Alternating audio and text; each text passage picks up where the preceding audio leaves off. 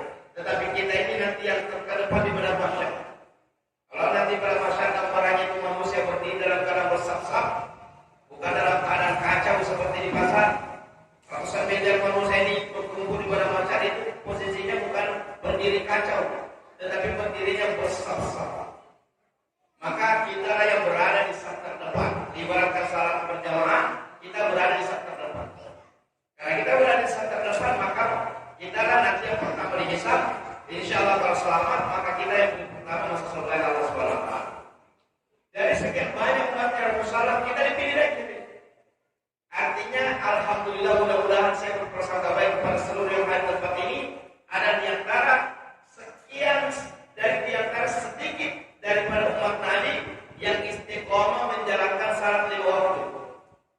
Karena tidak semua umatnya Rasulullah yang menerima Islam sebagai agamanya, mengaku Rasulullah sebagai Rasulullah Muhammad, tetapi tidak semuanya salat, Pak.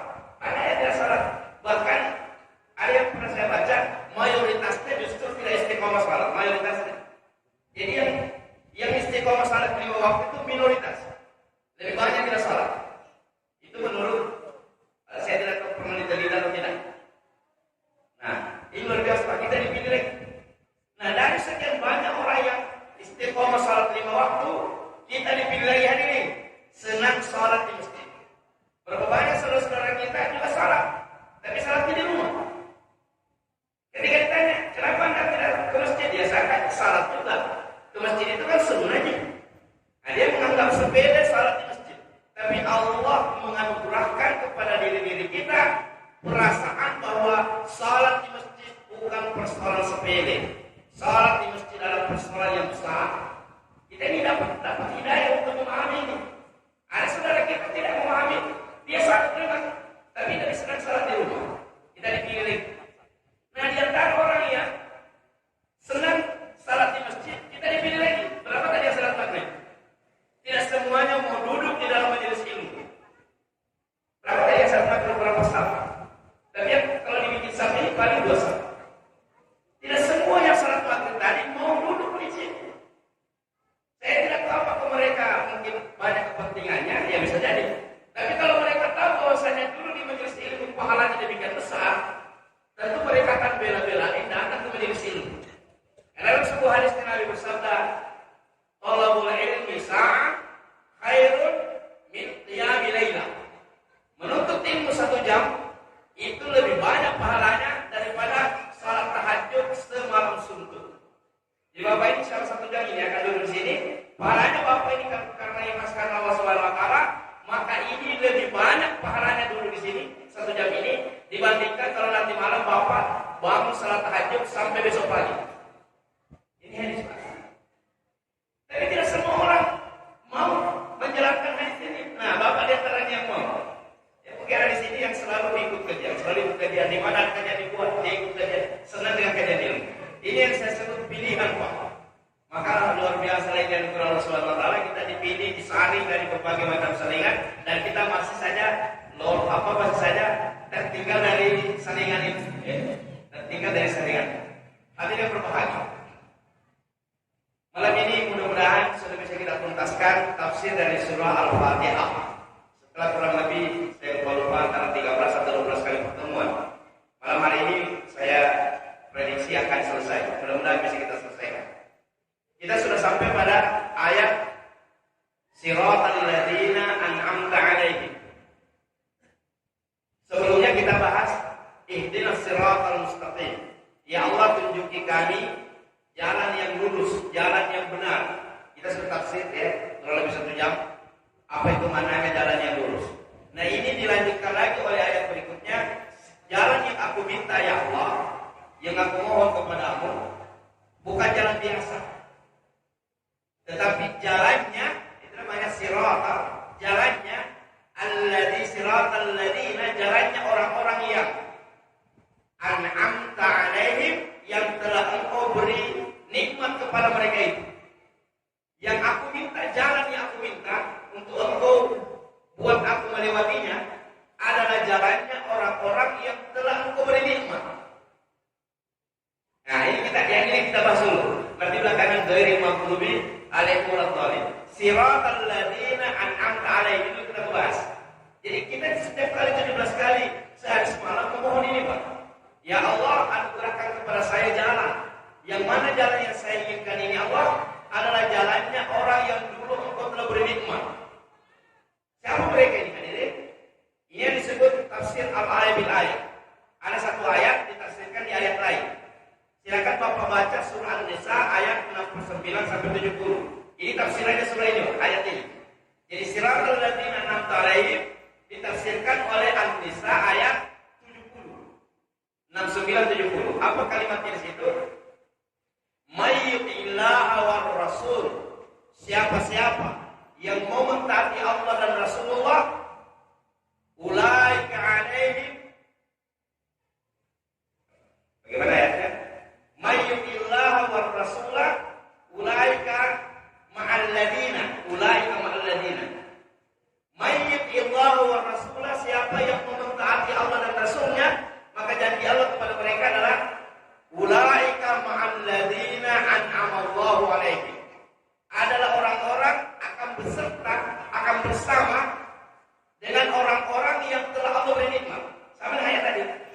siratal ladzina an'amta 'alaihim. Jadi orang yang mau mentaati Allah dan Rasulnya, maka mereka ini akan dibersamakan, akan diperkawankan. Ada ulama mengatakan dibersamakan itu nanti di surganya Allah. Dan ini surga tertinggi, Pak. Yaitu surga Firdaus. Karena para nabi dan rasul, para siddiqin dan syuhada, wassalihin, itu semuanya berada di surga ini. Siapa saja yang mau mentaati Allah dan Rasulnya, maka mereka punya syarat untuk mendapatkan anugerah ini. Apa itu? Ulaika ma'al ladzina an'ama Allahu 'alaihim. Mereka lah orang-orang yang akan membersamai atau akan dibersamakan oleh Allah kepada orang-orang yang telah Allah beri nikmat. Siapa mereka? Minan nabiyyin, para nabi. Seluruh nabi, 124.000 nabi. Jadi kalau ada orang mau bersama, berkawan satu surga dengan para nabi, syaratnya ayat ini, taati Allah dan Rasulullah. May yuti'illaha war rasulah ulaika ma'al ladzina an'ama Allahu 'alaihim. Mereka nanti akan diperkawankan, dibersamakan, disatu kedudukankan dengan an'ama Allahu 'alaihim, orang-orang yang telah Allah berikan nikmat kepada mereka, minan nabiyyin, para nabi, 124.000 orang. Was-siddiqin, ulama menafsirkan siddiqin ini adalah sahabat-sahabat Rasulullah. Karena hadirin, kalau mau diburuk ini manusia-manusia paling mulia di muka bumi ini, maka yang paling mulia adalah para nabi dan rasul. Level kedua adalah para sahabat Rasulullah SAW. Itu level keduanya. Jadi bukan umat-umat terdahulu, lalu para sahabat nabi. Ini yang ditafsirkan dengan kalimat as-siddiqin. Ya, as-siddiqin. Wasyuhada, para orang-orang yang mati syahid, wassalihin, dan seluruh orang-orang salih. Jadi kalau ada orang meminta kepada Allah, jangan minta yang asal-asal, jangan minta yang tanggung, minta yang tertinggi. Jangan berdoa yang tanggung. Maka Al-Fatihah ini doa yang tidak ada lagi doa di atasnya, Pak. Karena yang dia minta supaya kita ini berjalan di jalannya orang yang nanti di akhirat berada di surga tertinggi. Siapa itu? An'amallahu 'alaihim minan nabiyyin was-siddiqin wasyuhada'i was-shalihin. Lalu Allah memberikan gambaran, Pak, wa hasuna ulaika rafiqa. Itulah perkawanan terbaik. Jadi kalau Bapak diperkawankan dengan Nabi dan Rasul, diperkawankan dengan seluruh sahabat-sahabat Rasulullah yang 124.000 juga jumlahnya sama, Pak.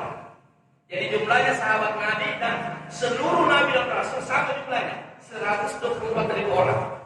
Jadi sahabat seluruh Nabi dan Rasul yang pernah diutus oleh Allah, ulama meyakini jumlahnya 124.000 orang, sahabatnya Nabi juga 124.000 orang. Wa hasuna ulaika rafiqa, itu adalah perkawanan terbaik. Masih ada tak kawan yang lebih baik dibandingkan berkawan dengan Nabi dan Rasul? Masih ada tak pertemanan yang melebihi kalau kita dipertemankan, disatu tempatkan di surga dengan para sahabatnya? Itu yang dimaksud. Wa hasuna ulaika rafiqa, itu adalah persaudaraan terbaik. Tidak ada lagi persaudaraan yang melebihi. Ini maknanya, Pak. Jadi Bapak kalau membaca ini, jangan lewatkan itu perasaan. Ya Allah, aku ingin jalan yang Engkau beri kepada saya, semua jalan. Jalan ketika berdagang, jalan ketika di rumah, jalan ketika menjadi pejabat, jalan ketika menjadi petani, jalan semua jalan seluruh Nabi. Ketika mereka menjadi pejabat, karena ada Nabi yang menjadi pejabat. Kalau mereka pejabat kaya, mereka menjadi orang kaya. Aku ingin adalah jalannya Nabi-Nabi yang kaya. Aku ingin jalan yang saya tempuh, jalannya Nabi Sulaiman. Kalau orangnya kaya. Tapi kalau dia orang miskin, aku ingin menjadi miskin seperti jalannya Nabi-Nabi Allah, yakni Nabi Isa alaihissalam. Nabi yang paling miskin itu Nabi Isa. Sampai makanannya saja ada kalanya tidak ada makanan yang dia bisa makan. Sehingga mereka makannya itu daun-daunan, sehingga kotorannya itu mirip dengan kotoran kambing. Karena makanannya mereka makan. Jadi sangat miskin. Jadi kalau ada orang miskin, memohonlah Anda para orang-orang miskin ini supaya Anda dibersamakan dengan Nabiullah Isa alaihissalam. Sama dengan Rasulullah. Rasulullah juga termasuk kehidupan miskin. Kalau mau disuruh memilih, Pak, Tapi jangan gara-gara ini akhirnya bapak sengaja miskin. Kalau mau disuruh memilih Pak, mau memilih takdir, tapi jangan kita. Maksudnya kalau andai kan kita ini disuruh memilih di hadapan kita ketika memilih takdir, kan kita tidak pernah dilibatkan oleh Allah dalam memilih takdir, Pak. Langsung dikasih.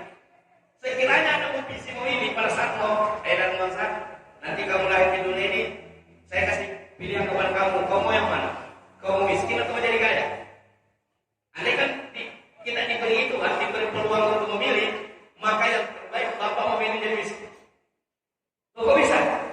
Lihat pernyataannya Rasulullah, doanya Pak. Doanya Nabi begini.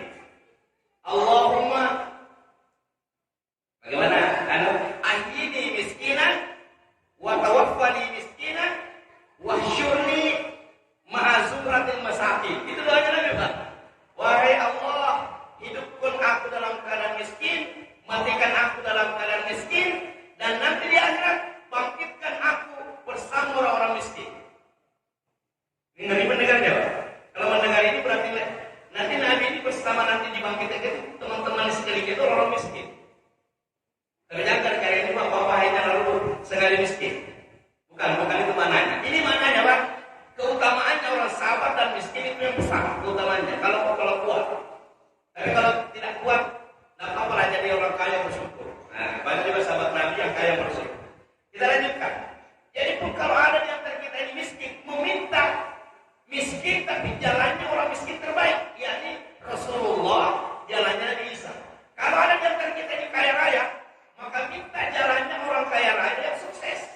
Siapa orang kaya raya yang sukses Pak? Nabi Sulaiman. Sudah pasti masuk surga, surga Firdaus. Kekayaannya tidak terbayangkan. Banyak cerita-cerita tentang diri beliau. Salah satunya mengatakan pasir-pasir istananya itu di sekeliling halamannya itu bukan pasir tapi intan berlian. Yang orang dijadikan cincin yang bisa berharga 30 miliar satu cincin. Tapi ini hanya dijadikan pasir-pasir kerikilnya istananya Nabi Sulaiman. Istrinya berapa? Kok jangan kaya? Istrinya 100 orang. Kira-kira apa lagi Pak?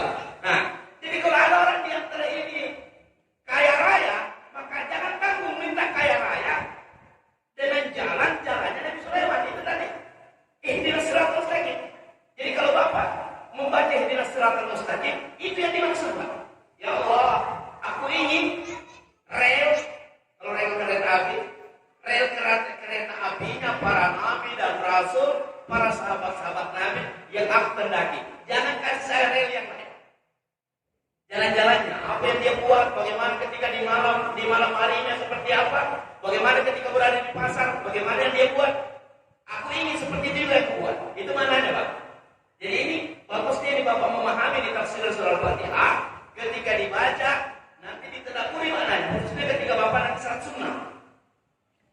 Tapi kalau semua orang tidak boleh Pak, bisa-bisa salatnya Bapak 11 jam. Bukankah tafsir surah Al-Fatihah 11 jam? Jadi kalau Bapak mau ikut sama tafsir ini baru merenungi seperti tafsir lainnya, berarti ketika baca Al-Fatihah butuh 11 jam. Nah, kalaupun tidak minimal intisarinya tafsir kita ini, Bapak renungi ketika baca Bismillahirrahmanirrahim. Saya tidak usah lagi jelaskan. Cuma mudah-mudahan Bapak ini bilang lagi di Bismillahirrahmanirrahim. Masih ingat tak? Tafsir aja Pak. Alhamdulillahirrahmanirrahim. Masih ada tercatat lah di benak Bapak. Ar-Rahmanirrahim. Maliki yaumiddin. Iyyaka na'budu wa iyyaka nasta'in. Hampir semua 1 jam kita bahas. Bahkan ada yang 2 jam. Ihdinas siratal mustaqim itu minggu lalu. Nah sekarang hari ini siratal ladzina an'amta 'alaihim. Kita mohon kepada Allah untuk mendapatkan jalannya orang-orang yang telah Allah beri nikmat. Para siapa mereka? Para nabi, para rasul, para siddiqin, syuhada dan sholihin. Hadirin berbahagia. Apa keunggulannya? Kalau para nabi dan rasul sudah selesai, kita tidak usah lagi bahas, ya. Karena tidak usah lagi, tidak ada lagi cacatnya, tidak ada cacatnya. Karena anugerah Allah kepada mereka tidak mungkin bersalah. Para nabi dan rasul itu salah satu sifatnya Pak, maksum. Apa itu maksum? Tidak mungkin bersalah. Nah, level kedua adalah para sahabat. Saudara berbahagia, kalau Bapak ingin sukses, maka jadikanlah idola orang-orang yang sudah sukses. Jangan pernah mengidolakan orang-orang yang belum pasti sukses. Yang pasti sukses itu Pak, para sahabat Nabi. Kenapa? Karena para sahabat Nabi ini sudah meninggal.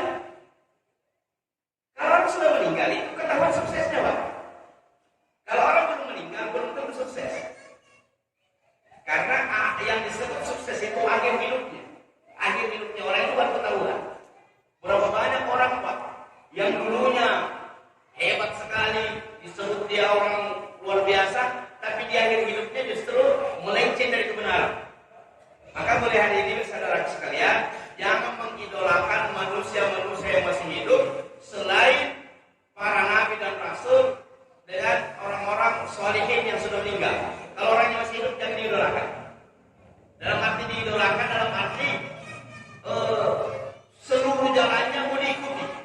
Karena belum tentu jalannya benar semua. Belum tentu jalannya benar semua. Maka idola kita adalah Rasulullah dan para sahabat Nabi. Saya kasih contoh. Ada seorang bertanya kepada Ustaz Cahyadi Karyawan.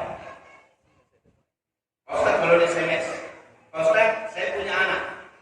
Aku mau memberi dia nama. Tapi saya ini itu ngefans dengan Helmi Yahya. Ngefans dengan Helmi Yahya. Boleh tak saya kasih nama anak saya Helmi Yahya? Ada nama Helmi Yahya itu Pak? Yang artis itu. Boleh tak saya kasih nama anak saya Helmi Yahya? Apa jawaban saya Karyawan? Tergantung Helmi Yahya siapa yang Anda maksud. Kalau yang Anda maksud pribadinya artis yang sering ada di TV, saya mohon jangan kasih nama itu. Kecuali kalau Helmi Yahya dalam arti Helmi artinya sabar. Aku ingin anak saya menjadi orang yang memiliki kesabaran nomor 1. Namanya Helmi. Helmi itu artinya sabar. Sabar tingkat tinggi. Itu ini Pak.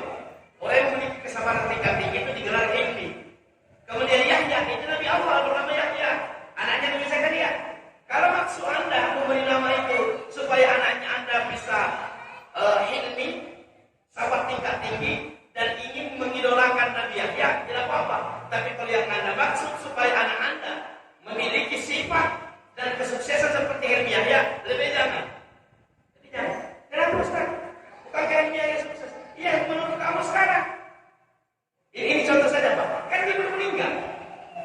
Bagaimana ini mudah-mudahan tidak terjadi? Bagaimana kalau yang bersangkutan di akhir hidupnya melakukan hal yang membuat engkau kecewa? Tidak bisa engkau berpikir lagi atau kita ulang untuk ganti nama anak. Nah ini hadirin. Jadi ibu-ibu dan bapak-bapak sekalian, kalau mau mengidolakan sesuatu, termasuk memberi nama anak-anaknya, anjurannya itu adalah para nama nabi, para sahabat, nama-nama mereka, atau nama-nama Allah yang ada Abdul di depannya, Abdul Qahar, Abdul Jabbar. Nah yang lainnya itu nama-nama tokoh jangan dulu, kecuali kalau tokoh sudah meninggal. Saya kasih nama anaknya Hamka. Kenapa Hamka ini meninggal dalam keadaan baik? Paling tidak yang kita baca sejarahnya jelas meninggalnya Pak. Termasuk Pak di Sudan, usianya sudah 50 tahun.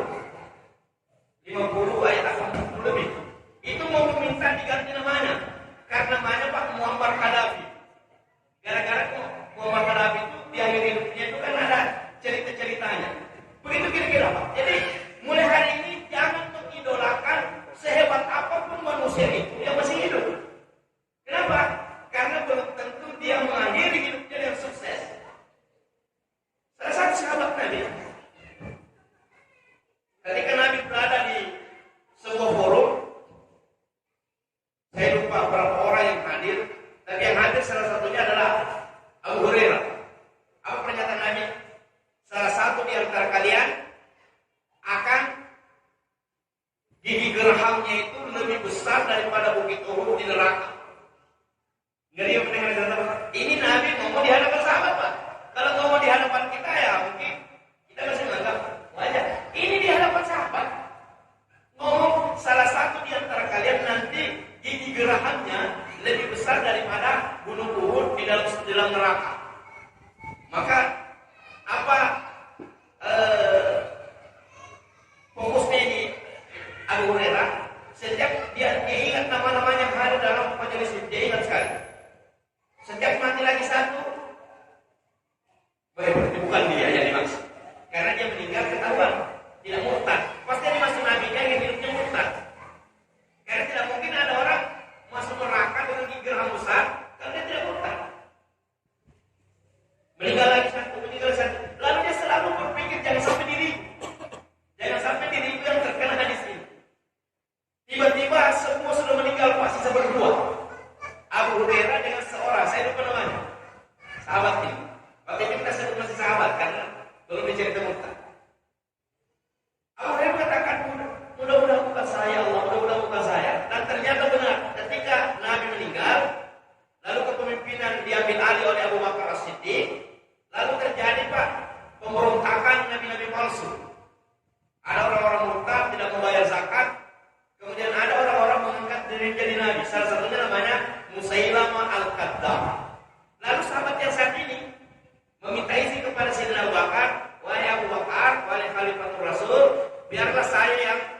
menundukkan Musailamah. Karena saya tahu persis dia sifatnya. Maka Abu Bakar mengizinkan. Ternyata apa yang terjadi, Pak? Setelah sampai di tempatnya Musailamah, orang ini akhirnya menjadi pengikutnya Musailamah. Nah, ini yang saya maksud, Pak. Coba kalau ada mengidolakan orang ini hanya gara-gara dia penghafal Quran. Seperti sekarang kita menyebut nama Ali Hidayah. Boleh, Pak. Mengidolakan itu berarti sifat-sifat baiknya sekarang itu dulu. Tapi jangan, saya minta jangan kasih nama anaknya Bapak dengan nama Ali Hidayah. Sehebat apa itu Ali Hidayah, jangan dulu kasih nama. Meninggal nih, baru kasih nama anaknya Ali Hidayah. Kan kita tidak tahu hidupnya. Tidak mungkin, Pak, orang seperti itu meninggal dalam keadaan misalnya bermasalah. Ini sahabat Nabi. Kita doakan, jadi jangan langsung Bapak kagum sekagum-kagumnya kepada orang yang belum pasti sukses. Orang kalau baru meninggal, Pak, kesuksesannya masih dipertanyakan. Karena nilai seorang di mata Allah itu, suksesnya itu di akhirnya, Pak. Ini tadi. Dia hafal Quran, dia juga ikut pengajarnya Nabi, sahabatnya Nabi, masih bisa berhutang. Ada lagi satu. Ini kalau ada peperangan, Pak, dia yang paling terdepan. Dan dia penghafal Quran.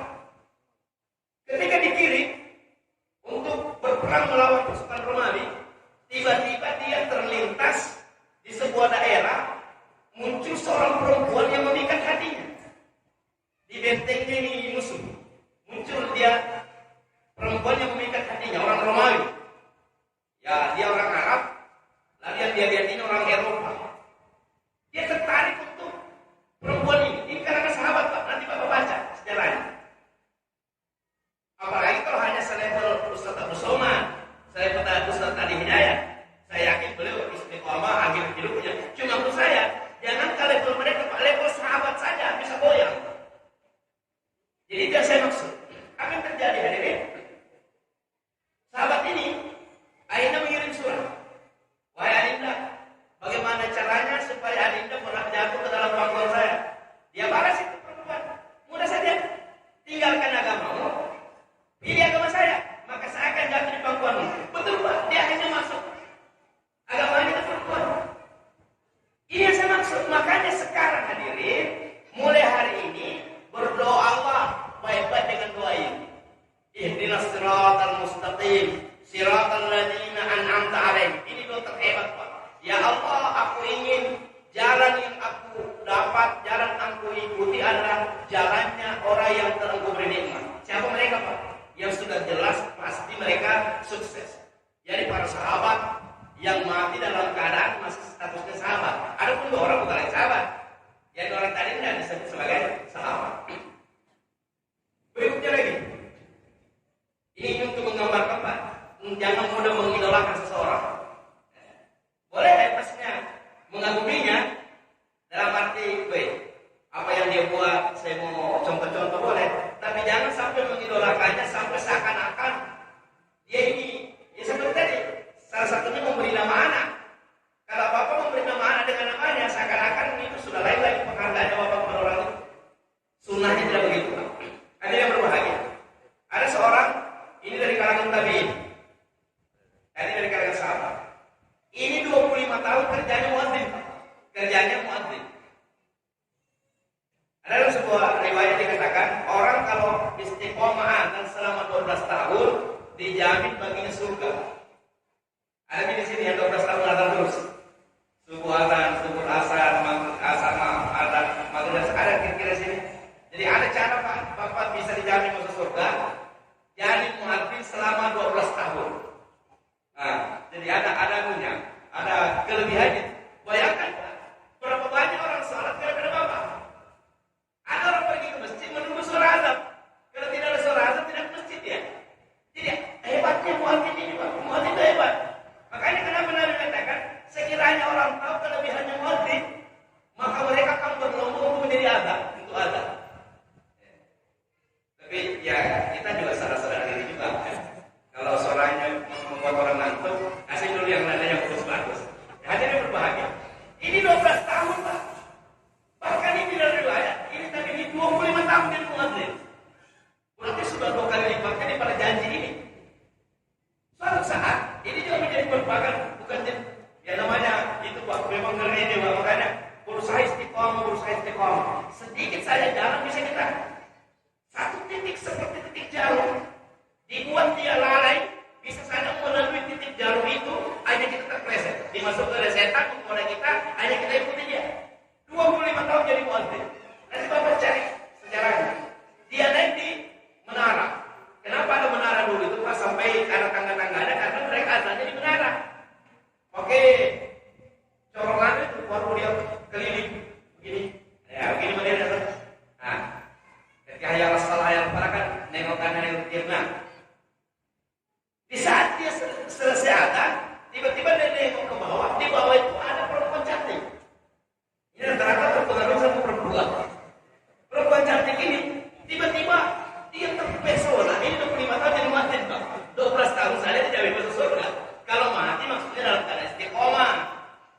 Biarpun 12 tahun kalau akhirnya murtad juga ya tidak terjamin. Mananya orang 12 tahun kerjanya azan dan dia mati dalam keadaan istiqomah, itu ada jaminannya masuk surga. Ini 25 tahun sudah melampaui tapi belum meninggal. Nah di saat menjelang akhir hidupnya ini, dia turun ternyata melihat perempuan sama, dia kirim surat. Inilah caranya Pak, tak muadzin. 25 tahun jadi muadzin, kirim surat sama perempuan. Nah inilah sebut celah. Maka jangan buat celah. Jangan sampai ada buat celah. Nah apa ini, Ustaz, kan cuma surat. Tapi tidak boleh. Jadi ini sebut jangan buat celah. Di barangkali pertahanan hidayah kita ini pertahanan Pak. Jangan sampai ada bocornya. Biarpun itu bocornya cuma lubang jarum. Apa itu bocornya Pak? Ada kalanya ada apa-apa aja mungkin Ustaz. Kan ini sekali-kali lalai itu nggak boleh. Jangan sampai lalai yang sekali-kali ini dimasuki tadi peluang sehingga kita terpleset dari jalan-jalan yang dikendaki oleh Allah. Apa yang terjadi hadirin saat akhirnya dia murtad mengikuti agama orang itu padahal muadzin selama 25 tahun. Maka jangan pilih idola mau apalagi artis. Apa yang Bapak harapkan dari kehidupan artis untuk mengidolakannya? Sampai kasih namanya sama dengan nama artis. Maka yang terbaik hadirin mendapatkan berusaha untuk berdoa untuk hidayah kita adalah hidayahnya orang-orang yang diberi nikmat oleh Allah Subhanahu wa taala sama mereka minan nabiyyin para nabi wasiddiqin para sahabat. Ini yang saya maksud. Kemudian yang kedua, kenapa sahabat ini perlu dijadikan idola? Dijadikan sebagai panutan, jalannya ada jalan kita, kerjanya ada kerja kita. Sahabat Rasulullah di samping para nabi. Kenapa hadirin? Karena cerita-cerita Al-Quran, ini Al-Quran ini kan banyak membahas masalah. Itu yang diceritai. Ada banyakannya kehidupan sahabat. Banyakannya kehidupan sahabat. Artinya Allah sendiri mengakui mereka. Pengakuan Allah kepada sesuatu itu tidak main-main. Allah itu mengakui istiqomahnya sahabat. Dari mana dasarnya, Pak? Lihat nanti. Makanya kenapa ada gelar radhiyallahu anhu. Abu Bakar As-Siddiq RA. Kenapa ada kata-kata itu, Pak? Umar bin Khattab RA. 124.000 sahabat setiap kali disebut namanya dikasih RA di belakang. Apa maknanya RA, Pak? Radhiyallahu anhu. Allah rela kepada mereka. Rela dengan matanya, rela dengan telinganya, rela dengan bajunya, rela dengan sandalnya. Semua dirinya direla, rela apa dengan dirinya. Cara mendirinya Allah rela, cara menunduknya Allah rela, cara berjalannya Allah rela, salatnya Allah rela, berdagangnya Allah rela, menjadi presiden, menjadi khalifah, Allah juga rela. Ini hebatnya sahabat. Seluruh diri mereka itu Allah rela. Seluruhnya. Kenapa? Karena seluruh dirinya adalah pelaksanaan daripada ajaran Nabi. Salatnya seperti salatnya Nabi, berdagangnya seperti berdagangnya Nabi, menikahnya seperti menikahnya Nabi, sahabat tetangganya seperti bertetangganya Nabi. Jadi kalau Bapak baca Al-Quran, baca hadis, maka kalau mau melihat prakteknya, lihat kehidupan sahabat. Maka ini yang disebut oleh ayat tadi. Apa yang dimaksud jalannya orang yang diberi nikmat dalam surah lihat tadi An-Nisa ayat 69-70, yakni para nabi dan siddiqin ini sahabat. Nanti buka lagi Pak surah atau ayat 100, bukan nanti pulang. Bagusnya sebenarnya kalau Bapak ikut kajian ini, ambil buku, catat-catat yang penting-penting, biar tidak lepas. Apa pernyataan ulama? Al-ilmu kastain, ilmu itu seperti binatang liar. Tidak ada pakaian yang biasa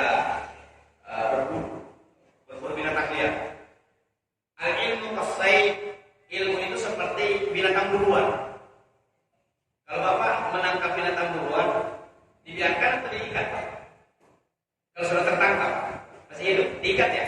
Karena kalau tidak diikat dia lepas, dia lari, betul tidak? Beda dengan binatang ternak. Nah, dia tidak, biarpun dilepas dia tidak lari. Tapi kalau binatang liar, Pak, biarpun bapak sudah tangkap, dia bisa lari, maka ikat. Nah, ulama mengatakan ilmu kasaid, ilmu itu seperti binatang liar. Qayyidu saydakum bil kitabah. Ikatlah itu ilmu dengan tulisan. Karena itu mudah lari, Pak. Coba kalau sekarang saya tanya, siapa yang bisa tafsirkan Bismillahirrahmanirrahim seperti materi kita di materi pertama? Ada kira-kira yang bisa 1 jam juga? Berarti banyak lari, Pak. Kenapa lari, Pak? Bapak tidak tulis. Nah, salah satunya Bapak sanjurkan tulis dalam menafsirkan tadi surah Siratal ladzina an'amta 'alaihim. Pertama An-Nisa ayat 69-70. Cari nanti nih, Pak. Karena ini tafsirnya. Yang kedua terkait kehidupan sahabat, bahwa sahabat itu radhiyallahu anhu, Allah meridainya, seluruh dirinya diridai oleh Allah. Bapak bukan nanti surah At-Taubah ayat 100. Apa pernyataan Allah terhadap At-Taubah ayat 100? Was-sabiquna al-awwalun, ini kehidupan sahabat yang kita mau ikuti jalannya. Was-sabiquna al-awwalun, dan orang-orang yang ke depan, awal-awal dalam agama ini. Berarti para sahabat, minal muhajirin, baik dari kalangan muhajirin. Siapa muhajirin? Orang-orang yang berhijrah dari Mekah, meninggalkan kampungnya, meninggalkan negerinya, akhirnya menuju Madinah. Dan ini pengorbanan besar, Pak. Hebatnya pengorbanan mereka ini. Syarat meninggalkan Mekah bagi orang-orang Mekah waktu itu kan masih dia yang menguasai Mekah, orang kafir. Orang Madinah, orang beriman ini meninggalkan Mekah ini dalam keadaan tertindas, Pak. Maka syaratnya mereka tidak diganggu. Saya tidak akan ganggu kalian. Yang penting jangan bawa aset, kecuali perbekalan dan baju yang di badanmu. Tidak boleh bawa uang banyak-banyak. Tidak boleh. Pokoknya rumah ini sudah bukan rumahmu lagi. Binatang ternak ini biar 1000 bukan milikmu lagi. Kalau engkau pindah ke Madinah, maka seluruh hartamu di Mekah ini milik kami. Bagaimana? Sepakat? Seluruh sahabat demi Allah, untuk Allah, dia rela aset yang dia kumpulkan puluhan tahun di Mekah, dia rela tinggalkan demi mengikuti Rasulullah SAW. Maka pengorbanan mereka ini dipuji oleh Allah Subhanahu Wa Taala dalam ayat was-sabiqunal awwalun minal muhajirin, baik dari kalangan muhajirin. Kemudian siapa lagi yang dipuji kalangan sahabat dalam ayat ini? Wal ansar. Siapa ansar, Pak? Setelah mereka ini sampai di Madinah, mereka ini kan orang lemah, tidak punya uang, tidak punya perbekalan lagi, bahkan apalagi rumah, tidak punya rumah. Maka ditolonglah oleh penduduk Madinah. Penduduk Madinah menolong mereka. Ada yang mau bagi rumahnya, yang punya 2 rumah dikasih orang Mekah yang datang ini 1 rumahnya. Ada yang membagi 2 hartanya, 50% dia pegang, 50% dikasih sahabat dari kalangan muhajirin. Maka disebutlah mereka sebagai ansar. Ansar itu artinya Pak, menolong. Ini yang dipuji dalam ayat ini. Was-sabiqunal awwalun minal muhajirin wal ansar. Adapun orang-orang terdepan dalam agama, baik dari kalangan muhajirin maupun dari kalangan ansar, ada kalimat berikutnya, Pak, menariknya. Walladzina tabauhum bi ihsan, dan siapapun yang mau mengikuti cara-cara mereka. Ini yang Bapak ingat, kata-kata ini. Muhajirin dan ansar tidak mungkin kita jadi ini. Tidak mungkin, kan sudah meninggal nih. Masanya sudah lewat. Dan itu tidak mungkin kita menjadi sahabat Nabi lagi, tidak mungkin. Tapi ada peluang, Pak, untuk mendapatkan hal yang sama. Apa itu? Walladzina tabauhum bi ihsan. yakni siapa saja yang mau mengikuti mereka. Ini namanya siratal ladzina an'amta 'alaihim. Aku mohon ya Allah, aku diberi jalan biar aku meniti jalannya mereka. Itu doanya, Pak. Maka doa setiap hari.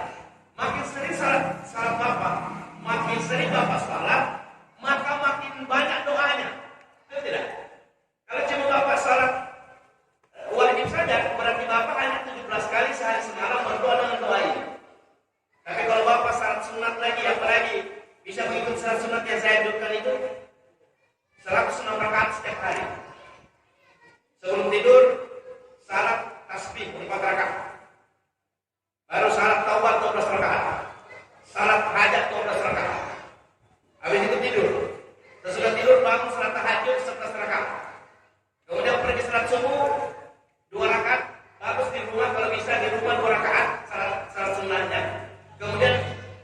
kami di masjid, bukan salat sunat fajar ya Bapak Lato, tapi salat tahiyat masjid. Sesudah wudu, salat wudu 2 rakaat. Setiap kali wudu. Kemudian sampai di masjid salat tahiyat masjid. Kalau masih ada waktu, baru salat subuh. Habis itu duduk, kalau bisa menunggu salat syuruk. Habis itu ketemu duha 12 rakaat duha. Habis itu zuhur 4 rakaat sebelum zuhur. Baru salat subuh 4 rakaat, baru salat sunnah lagi 2 rakaat. Itu Bapak lakukan semua, sudah saya hitung Bapak salatnya totalnya 106 rakaat. Kalau ada di antara saudara-saudara yang mampu salat sampai 106 rakaat, mananya Bapak? Berarti Bapak berdoa untuk mendapatkan jalan seperti jalannya para nabi dan rasul sebanyak 106 kali berdoa. Ihdinas siratal mustaqim. Kan pasti baca itu. Siratal ladzina an'amta 'alaihim itu. Berarti kalau Bapak satu hari salat 106 rakaat, itu bermakna 106 kali memohon kepada Allah biar jalannya Bapak adalah jalannya para nabi, jalannya para sahabat. Ini yang disebut ayat tadi Pak.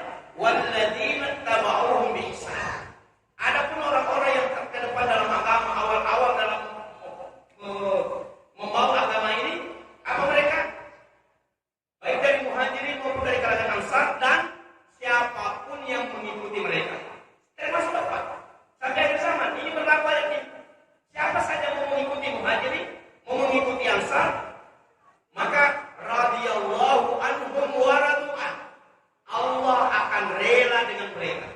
Radhiyallahu anhu. Jadi Bapak pun bisa mendapatkan radhiyallahu anhu. Wa'ada lahum jannat, Allah menyediakan kepada mereka surga allati tahtahal anhar, di dalamnya mengalir sungai-sungai khalidina fiha abada. Itu adalah kekal di dalamnya. Jadi siapapun Pak, kalau mau mendapatkan radhiyallahu anhu, maka caranya adalah mengikuti jalannya para sahabat. Kenapa sahabat yang harus kita ikuti Pak? Mari kita lihat apa kehebatannya sahabat. Pertama, sahabat itu adalah yang paling sempurna imannya. Di antara ciri sempurnanya iman, saya bahas dalam Alhamdulillahirabbil alamin, ada namanya kamalul mahabbah, sempurnanya cinta. Sahabat itu Pak, cintanya terbesar Allah dan Rasulullah. Mau contoh Pak? Saking cintanya sahabat kepada Rasulullah, setiap kali Nabi meludah, tidak pernah, kalau sahabat masih lihat, ludahnya itu tidak pernah sampai di tanah, tidak pernah. Pasti berebut menangkap itu ludah untuk bisa pukul ke seluruh tubuhnya. Baca riwayat. Saking cintanya sahabat-sahabat Nabi kepada Rasulullah. Kira-kira kalau saya punya sahabat di sini, ada nggak yang mau menangkap ludah saya? Berarti Bapak belum terlalu cinta sama saya, kan masih jijik dengan ludah saya. Ini yang saya maksud dari kamalul mahabbah, sempurnanya cinta kepada Rasulullah. Bahkan mereka berani mati demi Rasulullah. Buktinya ketika terjadi perang Uhud, perang paling menggetarkan Pak, karena Nabi luka. Itu beberapa orang kafir sudah mendekat dengan Nabi dan melemparkan tombak. Sahabat ini kerjanya, berapa orang itu melindungi Nabi, sedang balik tombak, menyerang, dia loncat supaya dia terkena. Dia loncat, dia terkena. Itu namanya kamalul mahabbah, sempurnanya cinta. Dan tidak akan mungkin seseorang akan merasakan manisnya iman kecuali memiliki cinta seperti ini. Mencintai Allah dan Rasulullah, mengarahkan cintanya kepada dirinya sendiri, kepada anak dan kepada istrinya. Kapan ada di antara kita ini mengaku cinta Rasulullah, tapi masih cinta diri, cinta anak, cinta istri lebih tinggi daripada Allah dan Rasulullah, maka penuh kamalul mahabbah. Orang yang penuh kamalul mahabbah, imannya masih bermasalah. Sahabat itu terbukti Pak. Kemudian mereka itu berkorban dengan gembira, bukan berkorban dengan mengeluh. Kalau kita mungkin berkorban, ada lagi tawaran, apa lagi yang jemputnya, terus, nah kira-kira begitu. Jadi dia lakukan demi mengeluh Pak. Sahabat itu tidak pernah mengeluh kalau masalah apa. Contohnya, kira-kira yang paling berat pengorbanan apa Pak? Jiwa. Kalau mengorbankan harta mudah. Kenapa? Karena mesti harta bukan jiwa. Ini ada sahabat Pak, ketika tombak menimpa dirinya, kalau kita pasti diingat, mati Pak. Tuhan aku kasih kecil, itu rumah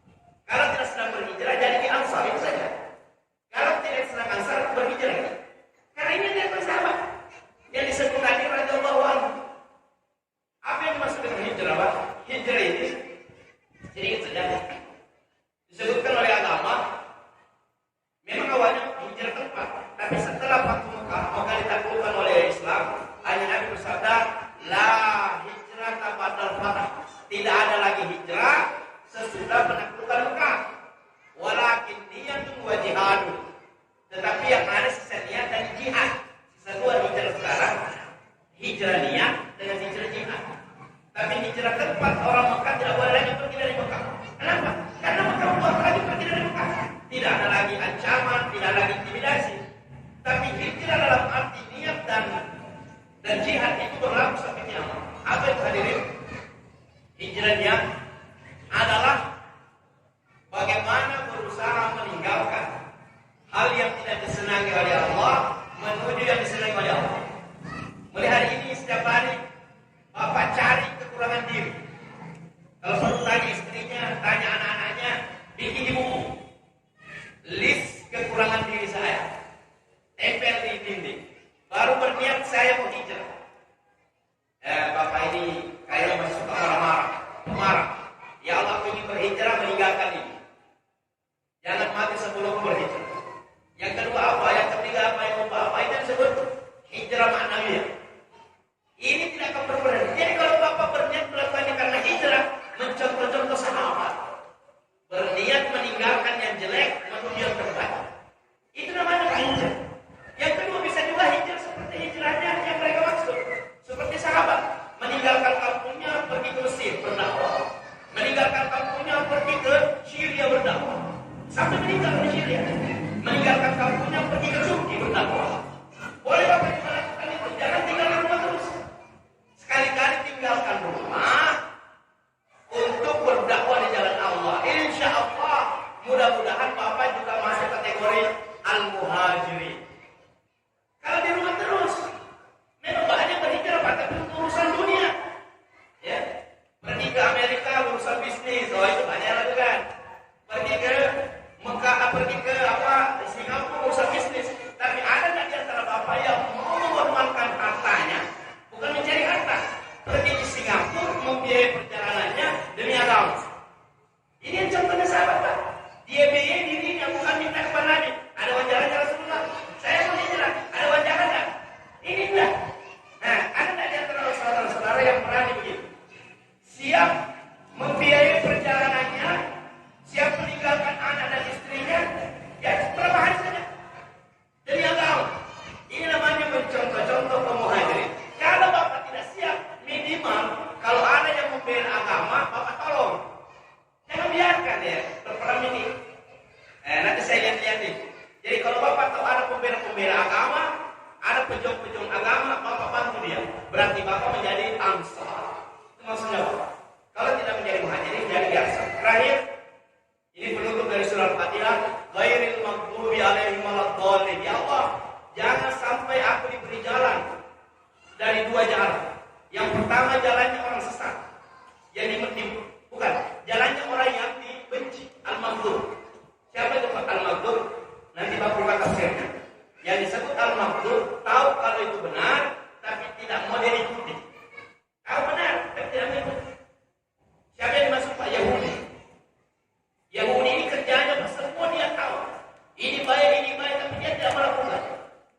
Nah itu namanya siapapun di antara kita sudah tahu itu benar tidak mau ikuti, itu bisa berpotensi dibenci oleh Allah. Lalu siapa ad-dallin, orang sesat, berlebih-lebihan dalam beragama. Tidak ada perintahnya dia lakukan, tidak ada perintahnya dia lakukan dulu sampai menuhankan seseorang. Ini yang disebut dengan al-Yahud wal Nasara. Nah ini dua-duanya ya Allah, berilah saya jalan-jalannya para nabi dan sahabat, bukan jalannya orang yang membenci minal Yahud, bukan juga dari jalannya orang yang sesat minal Nasara. Itu mananya Pak. Insya Allah mudah-mudahan Allah rahmat kita semua dalam tafsir surah Al-Fatihah ini mudah-mudahan menambah Bapak ketika membaca ini, ketika sholat, ketika jadi makmum, mentadabburi bacaan imam berdasarkan tafsir yang sudah dibacakan dari tafsir Ibnu Katsir dan tambahan-tambahan yang lain. Mudah-mudahan manfaatnya. Saya kira semua yang saya sampaikan ini tidak semuanya kebenaran. Pasti ada juga khilaf-khilafnya. Maka saya mohon kepada Allah mengampuni seluruh khilaf-khilaf saya. Mana tahu ada kekeliruan salah satu sejarah, salah satu riwayat, maka aku mohon kepada Allah supaya diampuni karena kesalahan saya. Saya berusaha menyampaikan apa yang saya anggap benar. Untuk lebih jelasnya Bapak